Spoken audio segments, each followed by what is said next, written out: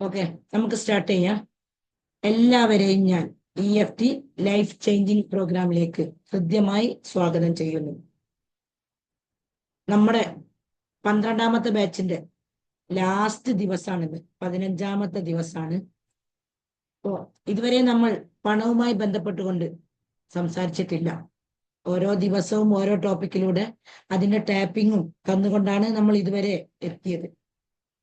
അപ്പൊ അതുകൊണ്ട് ഇന്ന് പണവുമായി ബന്ധപ്പെട്ടുകൊണ്ടുള്ള ഒരു അവയർനെസ്സും ടാപ്പിങ്ങും തരാമെന്നാണ് ഞാൻ ഉദ്ദേശിക്കുന്നത്. ക്ലാസ് ഒക്കെ എങ്ങനെ നിങ്ങൾക്ക് ഇഷ്ടപ്പെട്ടിട്ടില്ലേ? ഇതുവരെ നിങ്ങൾക്ക് ഉപകാരപ്പെട്ടിട്ടുണ്ടോ? ടീച്ചറെ അപ്പൊ ഒന്ന് ഇത് കഴിഞ്ഞതിന് ശേഷം ഞാൻ ലാസ്റ്റ് നിങ്ങൾക്ക് നിങ്ങളോട് അഭിപ്രായം ചോദിക്കും. അപ്പൊ നിങ്ങൾ പറഞ്ഞാൽ മതി കേട്ടോ.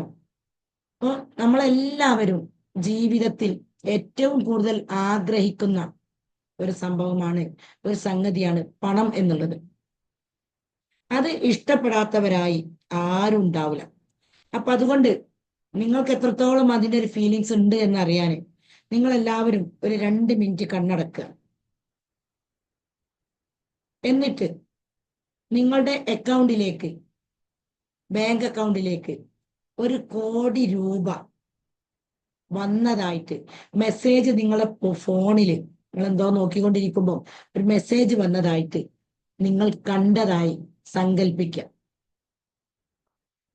1 കോടി രൂപ നിങ്ങൾ ഒരിക്കലും പ്രതീക്ഷിക്കാതെയാണ് നിങ്ങൾക്കത് കിട്ടിയത്. മനസ്സിൽ കണ്ടോ?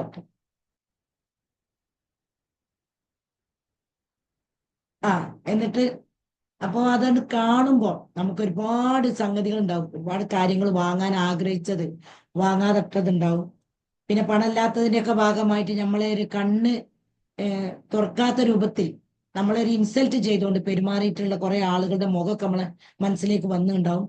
അവരോടൊക്കെ നമുക്ക് മറുപടി കൊടുക്കണം എന്നുള്ള ഒക്കെ ചിന്ത വന്നിട്ടുണ്ടാവും. ഇനി നിങ്ങൾ കണ്ണ് തുറക്കാം, നിങ്ങൾക്ക് എന്താ ഫീൽ ചെയ്തത് എന്ന് പറയാം.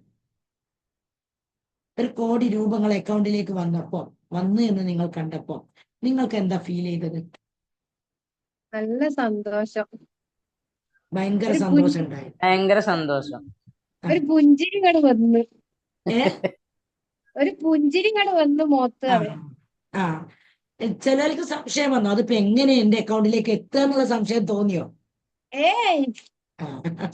ഇങ്ങനെ നമ്മളെ മനസ്സിൽ വരെ നമുക്ക് ആവശ്യമുള്ള പണം കാണാൻ നമുക്ക് സാധിക്കാറില്ല. പണത്തിനെ പറ്റിയുള്ള നമ്മുടെ മനോഭാവം വളരെ മോശമായ ഒരു അവസ്ഥയിലാണ് നമ്മുടെ മനസ്സിലുള്ളത്. ചില ആളുകൾ ഇങ്ങനെ പറയുമ്പോ എനിക്കിപ്പോ എന്റെ അക്കൗണ്ടിക്ക് ഇപ്പം വരെ ഇങ്ങനെ ഒരു നിഷേധ രൂപത്തിലാണ് ഇത്തരം കാര്യങ്ങൾ കേൾക്കുമ്പോ വരെ നമുക്ക് ചിന്ത വരാം. ശരിക്കും നമ്മുടെ മനസ്സിൽ ഇത്തരം സംഗതികൾ നമുക്ക് ഉണ്ടാക്കാൻ കഴിഞ്ഞാല്, പണത്തിനോടുള്ള നമ്മുടെ മനോഭാവം നമുക്ക് മാറ്റാൻ പറ്റിയാല് തീർച്ചയായും പണത്തിന്റെ നമ്മളിലേക്ക് ഒഴുകാനുള്ള മാർഗങ്ങൾ ആ സൃഷ്ടാവ് നമുക്ക് തുറന്നു തരും. പണം ഒരു എനർജിയാണ്. നമ്മളെ ഉള്ളിലുള്ള ആത്മാവും ആത്മശക്തിയും ഒരു എനർജിയാണ്.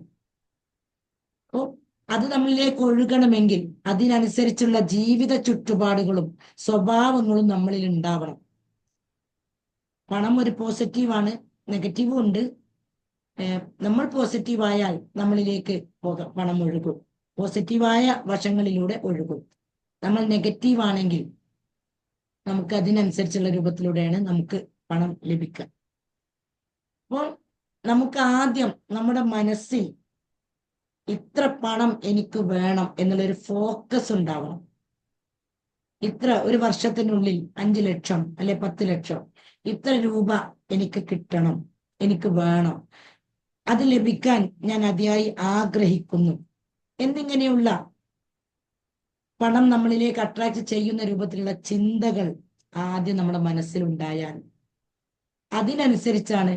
അപ്പോൾ നമുക്ക് അങ്ങനെ ഒരു ചിന്തയും ആഗ്രഹങ്ങളും ഒക്കെ ഉണ്ടെങ്കിൽ പിന്നെ നമ്മുടെ ലൈഫിൽ കഴിഞ്ഞു പോയ നെഗറ്റീവ് അനുഭവങ്ങളെ തൊട്ടുള്ള ചിന്ത അതിങ്ങനെ മനസ്സിൽ ഇട്ട് താലോലിച്ച് കൊണ്ടു നടക്കുന്ന ഒരു അവസ്ഥ നമ്മളിൽ ഉണ്ടാവില്ല.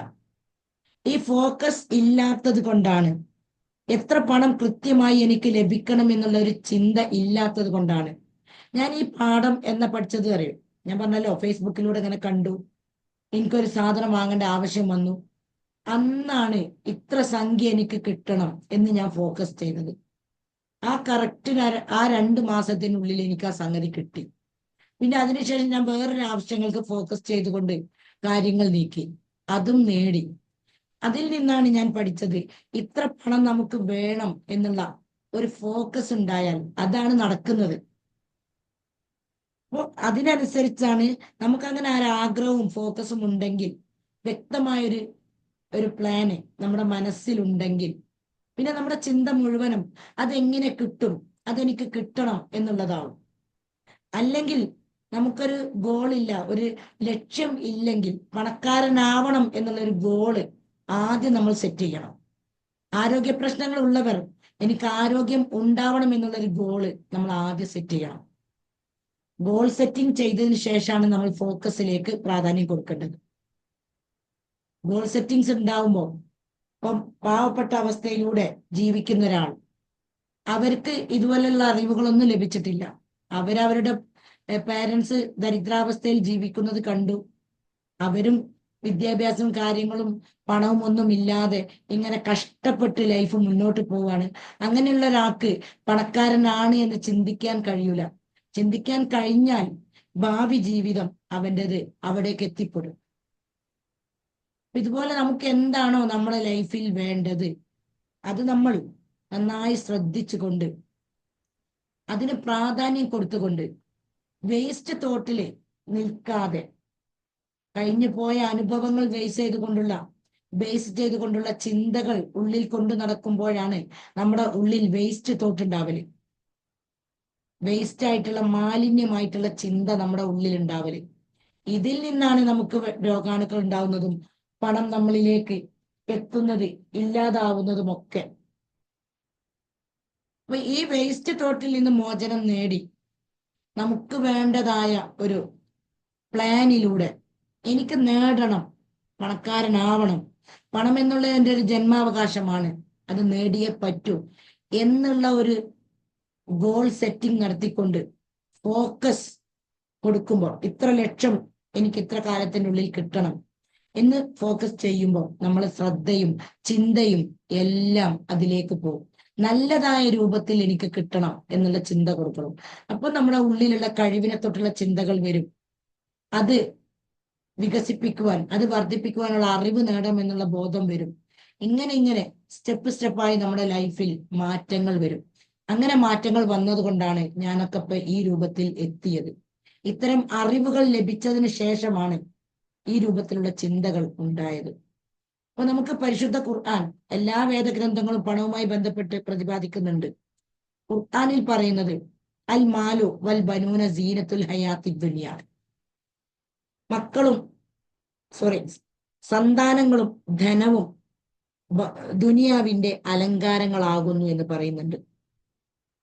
അപ്പൊ എനിക്കൊരു സംശയം, ഇതിന്റെ അർത്ഥം മനസ്സിലായപ്പോ, ശരിക്ക് ധനം ഉണ്ടാവുന്നതാണോ, അല്ലെങ്കിൽ ധനമില്ലാതെ കഷ്ടപ്പെട്ട് നമ്മൾ ജീവിതം മുന്നോട്ട് നീക്കുന്നതാണോ നമ്മളെ സൃഷ്ടിച്ച ആ ശക്തിക്ക്, ആ പ്രപഞ്ച സൃഷ്ടാവിന് താല്പര്യം ഉണ്ടാവുന്നത്?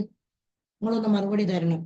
ശരിക്കും നമ്മൾ പൈസ അല്ല, ഡോക്ടറെ കാണിക്കാൻ പണമില്ല, നമ്മുടെ ആഗ്രഹങ്ങൾക്കനുസരിച്ച് വീട് വെക്കാൻ പൈസ ഇല്ല, വാഹനം വാങ്ങാൻ പണമില്ല, ഇങ്ങനെ ഇല്ല എന്നുള്ള ആ ഒരു മനോഭാവത്തിലൂടെ സങ്കടപ്പെട്ടുകൊണ്ട് നിരാശയിലൂടെ ലൈഫിനെ മുന്നോട്ട് നീക്കുന്നതാണോ, അല്ലെങ്കിൽ നമ്മൾ ആവശ്യങ്ങൾക്കും പാവങ്ങളെ ചേർത്ത് പിടിക്കാനൊക്കെ ഉള്ള പണം ഇഷ്ടം പോലെ നമ്മളിലേക്ക് ഉണ്ടായിക്കൊണ്ട് നല്ല ഒരു അവസ്ഥയിൽ ജീവിക്കുന്നതാണോ സൃഷ്ടാവ് നമ്മളിൽ നിന്ന് ആഗ്രഹിക്കുന്നത്? ഈ ആയത്തിന്റെ അടിസ്ഥാനത്തിൽ നിങ്ങൾ പറയണം. ഏതേക്കും സൃഷ്ടാവിനെ നമ്മളിൽ നിന്ന് ആഗ്രഹിക്കുന്നത്? നല്ല അവസ്ഥയിൽ. അപ്പോൾ നമ്മൾ ആവശ്യങ്ങൾക്കും ആഗ്രഹങ്ങൾക്കും അനുസരിച്ച് മറ്റുള്ളവരെ സഹായിക്കുന്ന രൂപത്തിൽ, നമ്മുടെ പാരൻസിനൊക്കെ ഇത്രയും കഷ്ടപ്പെട്ട് വളർത്തിയ നമ്മുടെ രക്ഷിതാക്കൾക്ക് നമ്മൾ അധ്വാനിച്ച് അവരുടെ ആഗ്രഹങ്ങൾക്ക് അനുസരിച്ച് എന്തെങ്കിലുമൊക്കെ കൊടുക്കാൻ കഴിയുന്നത്, വേറൊരാളുടെ എടുത്തു കൊടുക്കുമ്പോൾ അത് അത്ര ഭംഗി ഉണ്ടാവില്ല. നമ്മൾ അധ്വാനിച്ച പൈസയാവുമ്പോൾ അതിനൊരു ഭംഗി ഉണ്ടാവും. അതൊരു 10 രൂപയാണെങ്കിലും അതിന് ഭംഗി ഉണ്ടാവും. അതുകൊണ്ടാണ് ഇപ്പോഴത്തെ കുട്ടികളൊക്കെ പെട്ടെന്ന് കല്യാണത്തിനൊന്നും നിൽക്കാതെ അറിവ് നേടണം, വിദ്യാഭ്യാസം വേണം, സ്വന്തം കാലിൽ നിൽക്കാൻ പറ്റണം എന്നുള്ള ഒരു ചിന്തയിൽ നിന്നാണ് അവരൊക്കെ പഠിക്കാൻ തിരിയുന്നത്. നമ്മളെയൊക്കെ കാലഘട്ടത്തിൽ ഇത്തരം അറിവുകൾ ഇല്ലാതെ രക്ഷിതാക്കൾ കല്യാണം കഴിക്കണം എന്ന് ആവശ്യപ്പെട്ടപ്പോ അതിന് നിന്നുകൊടുത്ത് വിദ്യാഭ്യാസം പൂർത്തിയാക്കാൻ കഴിയാതെ നമ്മുടെ ലൈഫ് ഒരു വല്ലാത്തൊരവസ്ഥയിലേക്ക് നീങ്ങേണ്ടി വന്നു. സാരല്ല, ഇനിയും നമുക്ക് നമ്മുടെ ഉള്ളിലുള്ള കഴിവിനെ മനസ്സിലാക്കി നമുക്ക് ഒരുപാട് ഉയരങ്ങളിലേക്ക് എത്തുവാനുള്ള സമയവും എനർജിയും എല്ലാം നമ്മളെ ഉള്ളിലുണ്ട്. പക്ഷെ നമുക്ക് വേണമെന്നുള്ള ചിന്തയാണ്, എൻ്റെ ലൈഫിൽ മാറ്റം ഉണ്ടാവണം എന്നുള്ള ചിന്തയാണ് ഉണ്ടാവേണ്ടത്. ചിന്ത ഉണ്ടായിട്ടുണ്ടെങ്കിൽ നമ്മുടെ ലൈഫിൽ മാറ്റങ്ങൾ സംഭവിക്കും. പിന്നെ നമ്മൾ വേസ്റ്റ് തോട്ടിന് പ്രാധാന്യം കൊടുത്തുകൊണ്ട് കഴിഞ്ഞു പോയ സംഭവങ്ങൾ, അവരങ്ങനെ ചെയ്തില്ലേ, ഇവരിങ്ങനെ കുറ്റപ്പെടുത്തിയില്ലേ, ഇവരിന്നെ മോശമായി സംസാരിച്ചില്ലേ, ഞാൻ എത്ര ഉപകാരം ചെയ്തു കൊടുത്തതാണ്, അവരെന്താണ് എന്നോടൊക്കെ പെരുമാറുന്നത്, ഇങ്ങനെ കണ്ണീരൊഴുക്കിക്കൊണ്ട് ദുഃഖിച്ചുകൊണ്ട് ജീവിക്കാൻ നമ്മളെ കിട്ടൂല. ഇത്തരം ലക്ഷ്യങ്ങളും തീരുമാനങ്ങളും ഫോക്കസും ഒക്കെ ഉണ്ടാവുമ്പോൾ, ഇതൊന്നും ഇല്ലെങ്കിൽ ആ രൂപത്തിൽ കരഞ്ഞ് കലങ്ങിയ കണ്ണുകളുമായി ആരും കാണാതെയും കരയും, കണ്ടോണ്ടും കരയുന്ന ഒരു അവസ്ഥയിൽ നല്ലൊരു ജീവിതത്തെ തകർത്തുകൊണ്ട് നമ്മൾ മുന്നോട്ട് പോകും. അപ്പം ഈ ആയത്തിന്റെ അടിസ്ഥാനത്തിൽ ശരിക്ക് നമ്മൾ ആരും സൃഷ്ടാവ് നൽകിയിട്ടുള്ള ആ ആത്മശക്തിയെ നമ്മൾ ഉപയോഗിക്കുന്നില്ല. നമുക്ക് ഇൻബോണായി തന്നിട്ടുള്ള കഴിവിനെ തൊട്ട് നമ്മൾ ചിന്തിക്കുന്നില്ല. നമുക്കും എല്ലാവർക്കും കഴിവുകൾ കൊടുത്തുകൊണ്ടാണ് നാഥൻ വിട്ടത്. അതുകൊണ്ടാണ് 82% സമ്പത്തും 1% ആളുകളുടെ കയ്യിൽ ആയിപ്പോയത്. 82% സമ്പത്തും 1% ആളുകളുടെ കയ്യിലുള്ളത്. അവരാണ് അവരുടെ ഉള്ളിലുള്ള ആത്മശക്തിയെ ഉപയോഗിക്കാൻ പഠിച്ചത്. അവര് ചെറുപ്പം മുതൽക്കേ പണക്കാരനാവണം, പണം ഉണ്ടാവണം, പണം എന്നുള്ളത് എൻ്റെ ഒരു അവകാശമാണ്, എനിക്ക് നല്ലൊരു സ്ഥാനമാനത്തോടെ ജീവിക്കണം എന്നുള്ള ചിന്തകൾ അവർ വെച്ച് പുലർത്തിയത് കൊണ്ട് അവരൊക്കെ പണക്കാരനായി. നമുക്കൊന്നും ചെറുപ്പം മുതൽക്കേ ഇത്തരം ചിന്തകൾ ഇല്ലാത്തത് കൊണ്ട് എന്നാണോ ഉണ്ടാവുന്നത് അന്ന് മുതൽക്ക് നമ്മുടെ ലൈഫിൽ മാറ്റം ഉണ്ടാവും. അപ്പോ ഏറ്റവും കോടീശ്വരനായ അംബാനിയെ ഏതോ രീതിയിൽ പറയുന്നുണ്ട്, അദ്ദേഹം പെട്രോൾ പമ്പിൽ പെട്രോൾ അടിക്കുമ്പോൾ ആദ്യ കാലഘട്ടങ്ങളിലൊക്കെ അദ്ദേഹം ഇങ്ങനെയാണ് തുടങ്ങുന്നത്.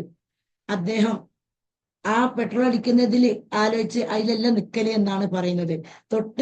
ഈ അദ്ദേഹം വർക്ക് ചെയ്യുന്ന അതിന്റെ തൊട്ട് മുമ്പിൽ സ്വന്തമായിട്ടൊരു പെട്രോൾ പമ്പ് ഉണ്ടായതായി മനസ്സിൽ ചിന്ത കൊടുക്കുന്നു.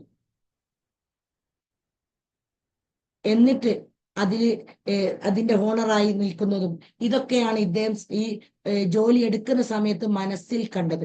അതാണ് ഞാൻ ഇന്നലെ വിഷ്വലൈസേഷൻ എന്നുള്ളൊരു കാര്യം നിങ്ങളെ പഠിപ്പിച്ചു തന്നത്, മനസ്സിലാക്കി തന്നത്. ആ വിക്ടർ ഫ്രാങ്ക്ലിന്റെ അനുഭവവും അതുപോലെ നമ്മൾക്കൊക്കെ ഉണ്ട് അനുഭവങ്ങൾ, പക്ഷെ നമ്മൾ ആരും അത് ഓർക്കാറില്ല. ഇന്നലെ അത് പറഞ്ഞ സമയത്താണ് ഒരു സഹോദരി പറഞ്ഞത്, ഞാനൊക്കെ എൻ്റെ ലൈഫിൽ ഇങ്ങനെ സംഭവിച്ചിട്ടുണ്ട്. എൻ്റെ ലൈഫിൽ എനിക്ക് വ്യക്തമായ അനുഭവമുണ്ട്. അങ്ങനെ വിഷ്വലൈസേഷനിലൂടെ ഞാൻ ഒരിക്കലും പ്രതീക്ഷിക്കാതെ എനിക്ക് കാര്യങ്ങൾ നടന്നത്. അന്നൊന്നും എഴുതി വെക്കണം എന്നുള്ള അറിയില്ലേനും, എങ്കിലും നമ്മൾ ശക്തമായി നമ്മുടെ മനസ്സിൽ കണ്ടത് കാരണം, നല്ലൊരു ചിത്രം കൊടുത്തത് കാരണം, അതുകൊണ്ടാണ് ഉപബോധ മനസ്സിന്റെ ഭാഷ നമ്മൾ ഉപയോഗിക്കുന്നില്ല എന്ന് പറയുന്നത്. എന്താണ് ഉപബോധ മനസ്സിന്റെ ഭാഷ? ഞാൻ കഴിഞ്ഞ ക്ലാസ്സിൽ പറഞ്ഞു തന്നിട്ടുണ്ട്. എന്താണ് ഉപബോധ മനസ്സിന്റെ ഭാഷ? ചിത്രങ്ങളല്ലേ? യെസ്, ഇമേജ് ആൻഡ് ഇമോഷൻസ്, ചിത്രങ്ങളും ഫീലിങ്സും. അപ്പോൾ നിങ്ങൾ സാമ്പത്തികമായി പ്രയാസം നേരിടുന്ന ഒരവസ്ഥയിലാണ് ലൈഫ് പോകുന്നതെങ്കിൽ ചിന്തകളെ മാറ്റുക. എനിക്ക് നല്ല എൻ്റെ ആവശ്യങ്ങൾക്കും ആഗ്രഹങ്ങൾക്കും പാവപ്പെട്ടവർക്ക് കൊടുക്കാനൊക്കെ ഉള്ള പണം എനിക്കുണ്ടാക്കാൻ കഴിയണം. എനിക്കതിനൊക്കെ ഉള്ള കഴിവുണ്ട്. ഈ കഴിവ് മുഴുവനും ഉപയോഗിക്കാത്തത് കൊണ്ടാണ് ഞാൻ ഇന്ന് ഷുഗറിനും പ്രഷറിനും പല രോഗങ്ങൾക്കും മരുന്ന് കഴിച്ച് ജീവിതം മുന്നോട്ട് നീക്കേണ്ടി വരുന്നത്. അതുകൊണ്ട് എൻ്റെ ജീവിതം എനിക്ക് തിരിച്ചു പിടിക്കണം, അതെന്റെ അവകാശമാണ്. എനിക്ക് സന്തോഷത്തോടെ ജീവിക്കണം, എൻ്റെ വാർദ്ധക്യം സന്തോഷത്തോടെ മുന്നോട്ട് നീക്കണം. ഇങ്ങനെ മക്കൾക്കും ഹസ്ബൻഡിനും ഒക്കെ ഭാരമാക്കിക്കൊണ്ട്, അല്ലെ നാട്ടുകാർക്കും എല്ലാവർക്കും ഭാരമാക്കിക്കൊണ്ട്, പല മാരക രോഗങ്ങൾ വന്നുകൊണ്ട് ആസ്വദിക്കാനുള്ളതല്ല എന്റെ വാർദ്ധക്യം. ഇപ്പം തന്നെ എന്റെ ഉള്ളിലുള്ള എനർജിയെ ഉപയോഗിച്ച് എന്റെ കഴിവുകളെ കണ്ടെത്തി എന്റെ ലൈഫിനൊരു ഞാനൊരു ഗോള് സെറ്റ് ചെയ്തുകൊണ്ട് ഇത്ര പണം എന്റെ ജീവിത കാലഘട്ടത്തിൽ എനിക്ക് ഉണ്ടാവണം, ഞാൻ നേടിയേ അടങ്ങൂ എന്നുള്ള ഉറച്ച തീരുമാനങ്ങൾ എടുത്തുകൊണ്ട് ചിന്തകളെ പൂർണ്ണമായും മാറ്റി ഇപ്പം തന്നെ നമ്മുടെ മനസ്സിൽ ഒരു കോടീശ്വരനായ ഒരു അവസ്ഥ നമ്മളെ മനസ്സിൽ ക്രിയേറ്റ് ചെയ്തുകൊണ്ട് നമ്മൾ നമ്മുടെ നല്ല ഈ എനർജിയെ, ചിന്തകളാകുന്ന എനർജിയെ നമുക്ക് ഉപയോഗിക്കാൻ കഴിഞ്ഞാൽ തീർച്ചയായും നമ്മുടെ ആഗ്രഹങ്ങളും സ്വപ്നങ്ങളും എല്ലാം സാക്ഷാത്കരിക്കാൻ കഴിയും. അതിനൊക്കെ ഒരുപാട് ടെക്നിക്കും കാര്യങ്ങളൊക്കെ ഉണ്ട്. നമ്മൾ ഗോൾ സെറ്റ് ചെയ്തിട്ടുണ്ടെങ്കിൽ ഏതെല്ലാം രൂപത്തിലൂടെ നീങ്ങണം, എന്തെല്ലാം അത് എഴുതിക്കൊണ്ട് നമുക്കിതാക്കാം. അതുപോലെ ഓരോരോ ടെക്നിക്കുകൾ ഉണ്ട് ഇതിനൊക്കെ.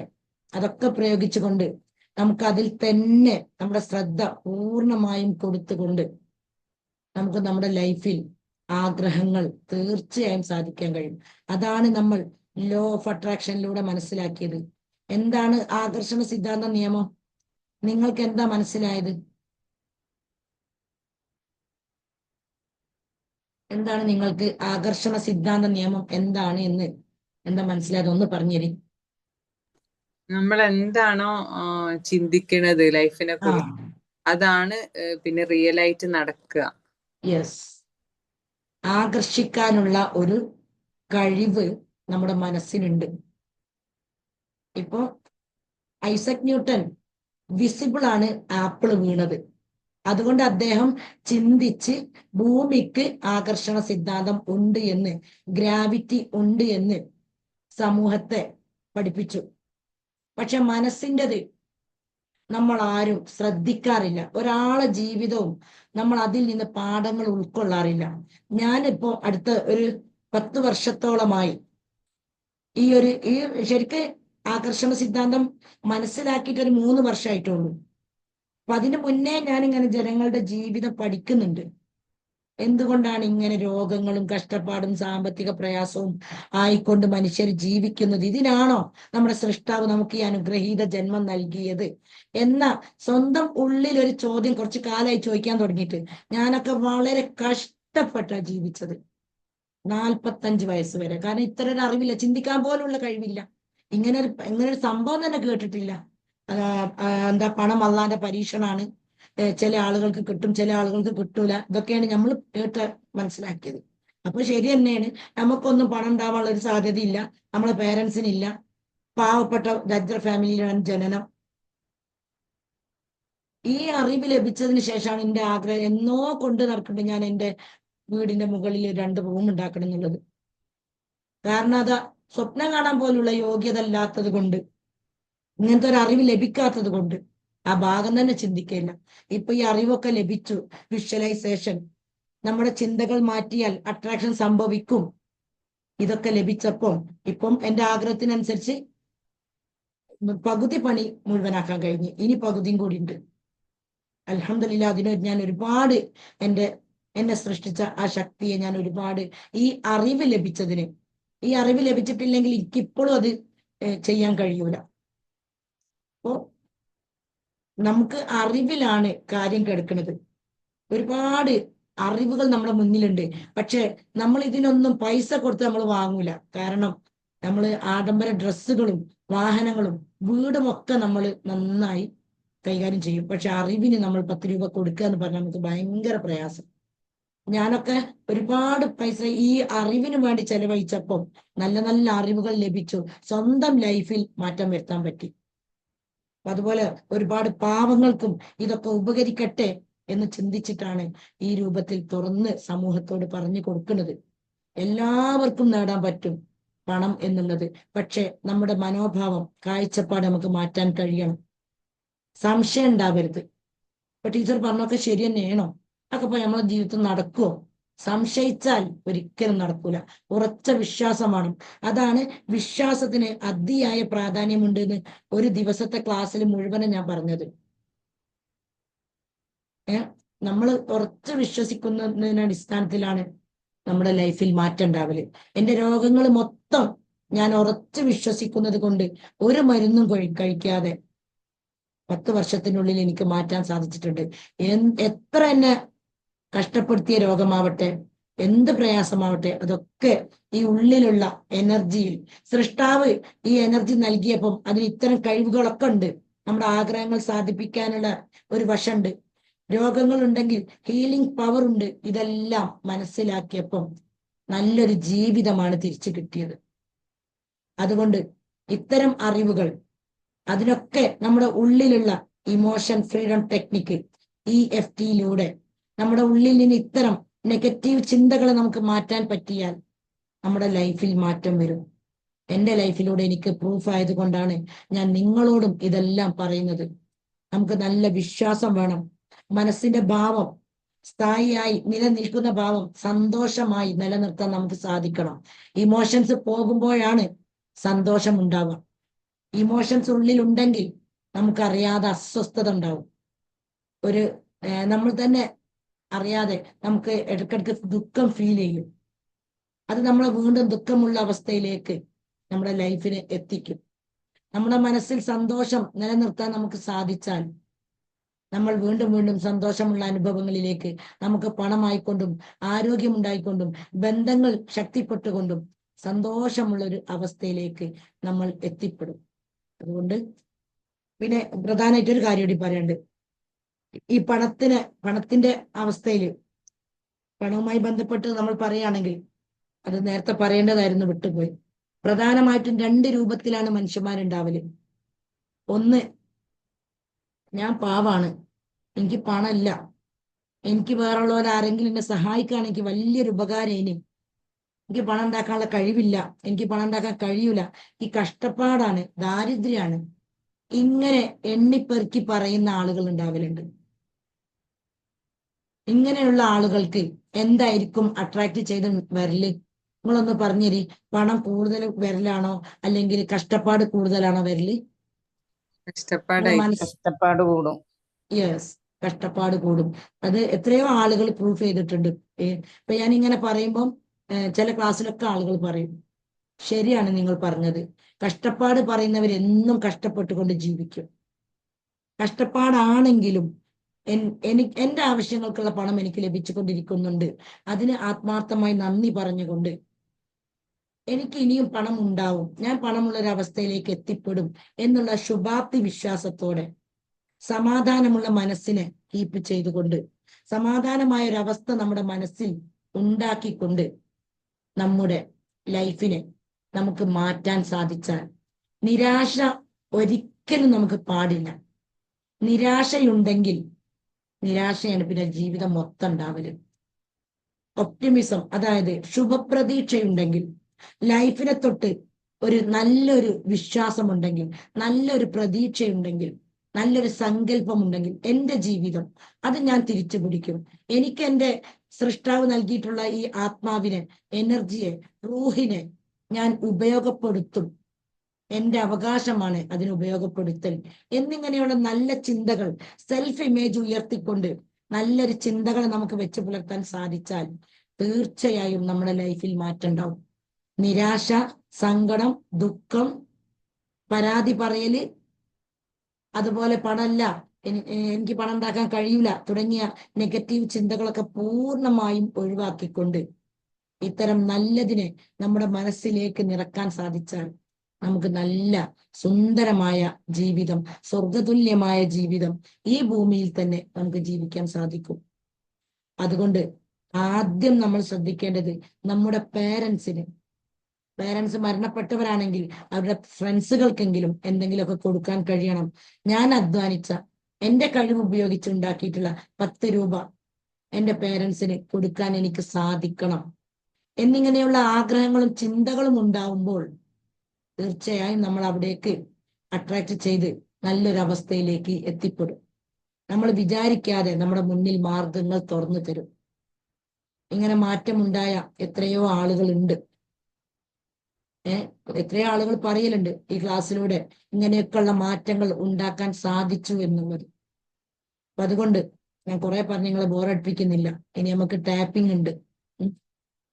നിങ്ങൾക്ക് ഈ 14 ദിവസത്തെ ക്ലാസ് കേട്ടതിന് ശേഷം നിങ്ങളുടെ ലൈഫിൽ എന്തൊക്കെയാണ്, നിങ്ങൾക്ക് എത്രത്തോളം ഇത് ഉപകാരമായിട്ടുണ്ട് എന്നുള്ളത് നിങ്ങൾ തുറന്നു പറയുമ്പോൾ എനിക്കതൊരു ഭയങ്കര സന്തോഷമാണ്. അതുകൊണ്ട് ആരെങ്കിലും ഒന്ന് അഭിപ്രായം പറഞ്ഞാല്, ഇഷ്ടമുള്ളവര് പറഞ്ഞോളി. എന്താണ് ഈ ക്ലാസിന്റെ നിങ്ങൾക്ക് ഫീൽ ചെയ്ത അനുഭവങ്ങൾ?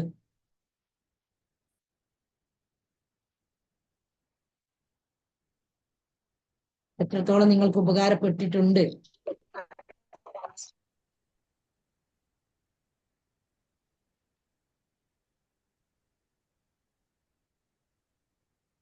സജന പറഞ്ഞോ, നേരത്തെ തുടങ്ങിയല്ലോ. സാലിക്കു ടീച്ചറെ, എനിക്ക് എല്ലാ ലെവലിലും നല്ലത് തന്നെയാണ്. പിന്നെ പറയാണ്ട് ടെൻഷൻ ആണെങ്കിലും, അതായത് എന്ത് കാര്യം ഉണ്ടെങ്കിലും ഞാനത് ഭയങ്കര ടെൻഷൻ അടിക്കില്ല. അതുപോലെ തന്നെ ആയിനും.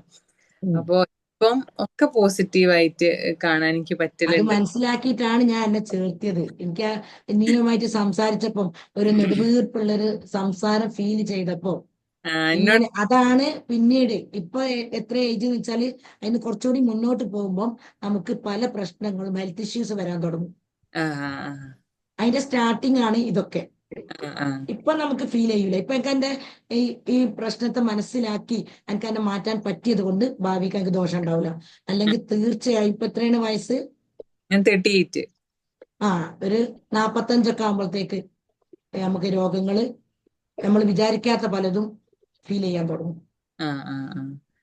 അപ്പം നല്ല ഹാപ്പിയാണ്. എന്താ വെച്ചാല് നമ്മൾക്കറിയില്ലല്ലോ നമുക്ക് ഈ ടെൻഷൻ എങ്ങനെ ഉണ്ടാവുമോ എല്ലാവർക്കും എന്നൊക്കെ. അപ്പൊ വേറൊരു ലെവലിൽ ശരിക്കും ലൈഫിനെ കാണാൻ പറ്റുന്നുണ്ട്. അപ്പൊ എന്തെങ്കിലും ഉണ്ടെങ്കിലൊക്കെ ഇല്ല ഇത് ശരിയാവും എന്നൊക്കെ ചിന്തിക്കാനൊക്കെ പറ്റുന്നുണ്ട്. നല്ല ക്ലാസ്സുകൾ തന്നെയാണ് ഫുള്ള് ട്ടോ.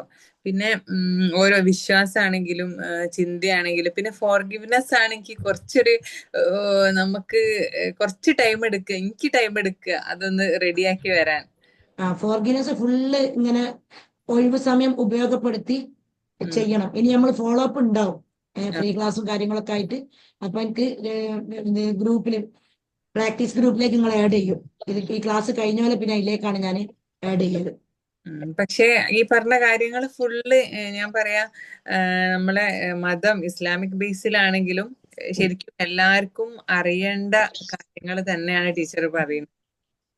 അതിന്റെ ഒരു ശാസ്ത്രീയ വശമാണ് പറയുന്നത് എന്നേ ഉള്ളൂ. അപ്പം എല്ലാ തന്നെയാണ്. ഇതൊന്നും അറിയാത്തത് കൊണ്ടാണ് ക്യാൻസർ രോഗികളും കിഡ്നി പേഷ്യൻസും ഒരുപാട് രോഗികൾ നമ്മുടെ സമൂഹത്തിൽ വിട പറയേണ്ടി വന്നത്. എന്താണോ പ്രശ്നം അതിൽ മാത്രം ചിന്തിച്ചുകൊണ്ട് ദുഃഖിക്കാൻ മാത്രമാണ് പഠിച്ചു പോയത്. അതിൽ നിന്ന് ഉയർത്തെഴുന്നേറ്റ് മറ്റൊരു ജീവിതം ജീവിക്കാൻ നമുക്ക് അറിയാതെ പോയി. എന്നാൽ ഇനിയുള്ള ആളുകളെങ്കിലും നമുക്കൊക്കെ ഇങ്ങനെ രക്ഷപ്പെടുത്താൻ കഴിയണം. ഇനി ആരാ പറയുന്നത്? എന്റെ ജീവിതത്തിൽ നല്ല മാറ്റം വന്നു ടീച്ചറെ. അസുഖം കൊണ്ടാണെങ്കിലും കുളികളൊക്കെ കുറക്കാൻ കഴിഞ്ഞു. നല്ല സന്തോഷമായ ജീവിതമായി. ഇനിയും കുറക്കണം. ഇനിയും മെന്റൽ ഹെൽത്ത് മനസ്സിലുള്ള വിഷമങ്ങള് EFT കളഞ്ഞ് എന്ത് ചെയ്യണം? എണ്ണങ്ങൾ കുറച്ച് ആരോഗ്യം നമ്മുടെ അവകാശമാണ് എന്ന് നമുക്ക് മനസ്സിലാക്കാൻ കഴിയണം. ടീച്ചറെ ഫോളോ ചെയ്ത് പോരാനാണ് ആഗ്രഹം. അതന്നെ, അങ്ങനെ മുന്നോട്ട് പോകണം. കാരണം ഇതിന്റെയൊക്കെ ഭവിഷ്യത്ത് നമുക്ക് 65, 70 ഉള്ളിലാണ് പിന്നെ നമ്മൾ പ്രയാസപ്പെടുന്നത്. നമുക്ക് സ്വന്തമായിട്ടൊരു വെള്ളം എടുത്ത് കുടിക്കാൻ കഴിയാതെ മറ്റുള്ളവരെ ആശ്രയിക്കേണ്ട ഒരു അവസ്ഥ ഇനിയുള്ള കാലം എന്ന് പറയാം. അപ്പൊ നമുക്കൊക്കെ ഒരു നല്ലൊരു വാല്യൂ ഉള്ള ഒരു അവസ്ഥ ഉള്ളത് കൊണ്ട് നമ്മളെ പേരൻസിനെയൊക്കെ നോക്കണം എന്നുള്ളൊരു ബോധമുണ്ട്, ഒരു ചിന്ത ഉണ്ട്. എന്നാലും ഇല്ലാത്തവരുണ്ട് കേട്ടോ. പക്ഷെ ഇനി ഇങ്ങനെ ഈ വാട്സപ്പിലും ഫേസ്ബുക്കിലും സോഷ്യൽ മീഡിയയിൽ ഇങ്ങനെ തോണ്ടിയുള്ള ആളുകളെയാണ് ഇനി നമ്മളെയൊക്കെ മുന്നില് മക്കളും മരുമക്കളൊക്കെ ആയിട്ട് നിൽക്കാനുള്ളവര്. അപ്പൊ അവർക്കൊന്നും ശല്യമായിക്കൊണ്ട് എന്റെ ജീവിതം ഞാൻ മാറ്റൂല, എന്റെ ആരോഗ്യം ഞാൻ തിരിച്ചു പിടിക്കും എന്നിങ്ങനെ നമുക്ക് തീരുമാനം എടുക്കാൻ കഴിയണം. ഇനി ആരാ പറയുന്നത്? നെക്സ്റ്റ്. ഞാൻ എന്റെ ജീവിതത്തിൽ പറയുകയാണെങ്കിൽ പിന്നെ എപ്പോഴും ഒരു മൂടി ആയിട്ടിരിക്കുന്ന സ്വഭാവമായിരുന്നു. ഒരു ചെറിയൊരു ടെൻഷൻ കേട്ടാൽ പിന്നെ കുറെ സമയം കിടന്ന് ഉറങ്ങുക, പിന്നെ അങ്ങനത്തെ അതൊക്കെ മാറി. അതൊക്കെ അൽഹംദുലില്ലാ മാറി ടീച്ചറെ. ക്ലാസ് കേട്ടിട്ട് ഞാൻ കുറെ സമയം എന്താ പറയാ യൂട്ടിലൈസ് ചെയ്യാം. അതായത് എനിക്ക് ഒരു ടെൻഷൻ കിട്ടിയ പിന്നെ അന്നത്തെ ദിവസം പോക്കാണ് എന്റെ ഭയങ്കര ദേഷ്യം വരും. അങ്ങനെയായിരുന്നു അങ്ങനത്തെ ഒരു എനിക്ക്. ക്യാരക്ടർ ആകുമ്പോ അതെ, തലവേദന നിസ്സാര പ്രശ്നത്തിന് തലവേദന പിന്നെ തളർച്ച അങ്ങനെയൊക്കെ വരും. ഇപ്പൊ അങ്ങനത്തെ ആ ഒരു തലകറക്കം പോലെ വരികയായിരിക്കും എനിക്ക്. അതൊന്നും ഇപ്പൊ കുറച്ച് ദിവസമായിട്ട് ഫീൽ ചെയ്യാറില്ല അൽഹംദുലില്ലാ. അപ്പൊ നല്ലൊരു മൈൻഡിന് നല്ലൊരു ഇത് കിട്ടിയിട്ടുണ്ട്, ഒരു ഉറപ്പ് ഹാപ്പിനെസ് കിട്ടിയിട്ടുണ്ട്. പിന്നെ ഒരു കിട്ടുന്നുണ്ട്. ഗോള് സെറ്റ് ചെയ്യാൻ പറ്റി, നല്ലൊരു ഗോള് സെറ്റ് ചെയ്യാൻ പറ്റിയിട്ടുണ്ട്. യെസ്, ഗോൾ സെറ്റ് ചെയ്യാൻ പറ്റി. അവിടെ അൽഹംദുലില്ലാ. നല്ലൊരു ക്ലാപ്പ് പിടിക്കി. ഗോൾ സെറ്റിംഗ് അത് നമ്മൾ സ്വന്തം ചെയ്യേണ്ട ഒരു സംഗതിയാണ്.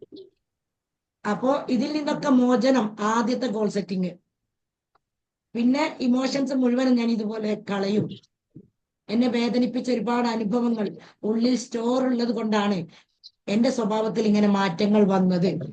ഇപ്പോ ഈ ടാപ്പിങ്ങിലൂടെ കുറെ മാറി, ഇനിയും മാറാനുണ്ട് എന്നുള്ള ഒക്കെ അങ്ങനെ നല്ലൊരു ഗോൾ സെറ്റിംഗ് വലിയ പിന്നെ ഇനിയിപ്പോ അതിലേക്ക് ഇൻഷാല്ലാ അതിലേക്കുള്ള പ്രവർത്തനങ്ങളാണ് ചെയ്തുകൊണ്ടിരിക്കുന്നത്. ഇൻഷാല്ലാ ഈ ക്ലാസ്സുകൾ കേട്ടിട്ടുള്ള ഒരു മോട്ടിവേഷൻ കൂടെയാണ് ഞാൻ പോകുന്നത്. ഇൻഷാല്ലാ അതിലേക്ക് എത്തിയാൽ ടീച്ചറെ ഞാൻ വിളിക്കും. ഇൻഷാല്ലാ നല്ലൊരു ജോലി കിട്ടിക്കഴിഞ്ഞാൽ അത് നേടിയാൽ തീർച്ചയായിട്ടും അറിയിക്കണം. തീർച്ചയായും തീർച്ചയായും. Okay okay okay. ഇനി ആരാണ്? സാജിദ. എനിക്ക് അൽഹംദുലില്ലാ നല്ലൊരു പ്ലാറ്റ്ഫോമിലാണ് എത്തിയത്. അതുകൊണ്ട് ഇങ്ങനത്തെ ഒരു വഴി കണ്ടതിൽ എങ്ങനെ നന്ദി പറഞ്ഞാലും മതിയാവൂല. ഒരുപാട് പ്രശ്നങ്ങൾ തീർന്നിട്ടില്ല, തീരുന്നൊരു പ്രതീക്ഷ ഇതിലുണ്ട്. ഈ ഇതിലൂടെ നമുക്ക് എന്തും നേടിയെടുക്കാനുള്ളൊരു പ്രതീക്ഷ ഉണ്ട്.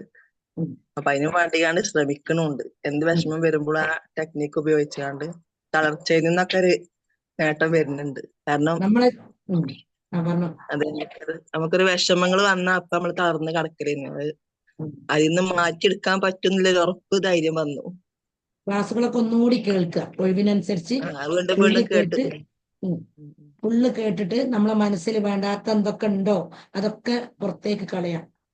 നമ്മുടെ ജീവിതമാണ് എനിക്ക് വലുത് എന്നുള്ളൊരു ചിന്ത കൊടുത്തുകൊണ്ട് വിഷമങ്ങൾ ഒന്നിനും പരിഹാരമല്ല. ആദ്യം അത് നമ്മൾ മനസ്സിലാക്കേണ്ടത്. വിഷമം ഒന്നിനും പരിഹാരമല്ല. വിഷമങ്ങൾ പ്രശ്നങ്ങൾ ഉണ്ടാക്കുകയാണ് ചെയ്യുക എന്നുള്ള ഒരു സത്യം നമ്മൾ മനസ്സിലാക്കുക. ഓക്കെ, ഇനി ആരാണ്? കൈറു പറഞ്ഞോ.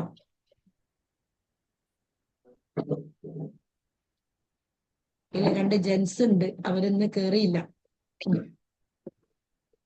കൈറൂനൊന്നും പറയാനില്ല? പോയോ? പോയി ആള്. അതുവരെ ഉണ്ടായിനല്ലോ. Hello, okay. ഏതായാലും നിങ്ങൾ നല്ല സന്തോഷമുള്ള അഭിപ്രായം പറഞ്ഞത് നിങ്ങളെ അനുഭവമാണല്ലോ, ഞാൻ പറയിപ്പിച്ചതല്ല. ഏതായാലും എനിക്ക് വളരെ സന്തോഷമുണ്ട് ഇത്രയും സമയം നിങ്ങൾക്ക് വേണ്ടി ഇരുന്നതിൽ. നിങ്ങൾക്ക് സാറില്ല, ഇനിയും നമുക്ക് നമ്മളെ ലൈഫിൽ നമുക്ക് തിരിച്ചു പിടിക്കാം. ഒട്ടും വൈകിട്ടില്ല. ഓരോ സെക്കൻഡുകളും നമ്മുടെ ലൈഫിൽ വിലപ്പെട്ടതാണ്. അപ്പൊ പണം എന്ന് പറഞ്ഞപ്പോ ഒരു ഘടകം കൂടി പറയാൻ വിട്ടുപോയി. Time plus energy is equal to money. നമ്മുടെ ലൈഫിലുള്ള സമയത്തെ എനർജിയിൽ ഉപയോഗിക്കുമ്പോൾ നമുക്ക് എന്തെങ്കിലും നോളജ്, പോൾ പറഞ്ഞ മാതിരി ഒരു ഗോൾ സെറ്റിംഗ് ഉണ്ടായിക്കൊണ്ട് അതിലേക്ക് നമ്മുടെ സമയം വിനിയോഗിക്കുമ്പോൾ പിന്നെ കിട്ടുന്നതാണ് പണം. എനിക്കൊക്കെ എൻ്റെ ലൈഫിൽ അങ്ങനെയാണ് ഇപ്പൊ സംഭവിച്ചത്. ഓക്കെ, അങ്ങനെ നിങ്ങൾക്കും നല്ല ഒരു ജീവിതം, സന്തോഷമുള്ളൊരു ജീവിതം ഉണ്ടാവട്ടെ എന്ന് ആത്മാർത്ഥമായിട്ട് പ്രാർത്ഥിക്കുന്നുണ്ട്. ഇത് മരണം വരെ നിങ്ങളുടെ മനസ്സിനെ സന്തോഷത്തോടെ നിലനിർത്താനും കൂടുതൽ കോൺഫിഡൻസോടെ ആത്മവിശ്വാസത്തോടെ എന്ത് പ്രശ്നം വന്നാലും അതിൽ തകരാതെ ശുഭപ്രതീക്ഷയോടെ എല്ലാം കവർ ചെയ്യും. ഞാൻ എൻ്റെ മനസ്സിനെ ആ പ്രശ്നത്തിൽ നിന്ന് മാറ്റി കെട്ടുമ്പോഴാണ് എൻ്റെ ലൈഫിൽ മാറ്റം ഉണ്ടാവുക എന്നുള്ള ഒരു സത്യം ഉൾക്കൊണ്ടുകൊണ്ട് നല്ല സന്തോഷപൂർവ്വം ജീവിക്കാൻ നിങ്ങൾക്ക് സാധിക്കട്ടെ എന്ന് ഞാൻ ആത്മാർത്ഥമായി പ്രാർത്ഥിക്കുന്നുണ്ട്, അതുപോലെ ആശംസിക്കുകയും ചെയ്യുന്നുണ്ട്. ഓക്കെ, നിങ്ങൾ ഈ പ്രോഗ്രാമിൽ പങ്കെടുത്തതിന് ഞാൻ ഹൃദയത്തിന്റെ അടിത്തട്ടിൽ നിന്നും നന്ദി പറയുന്നു.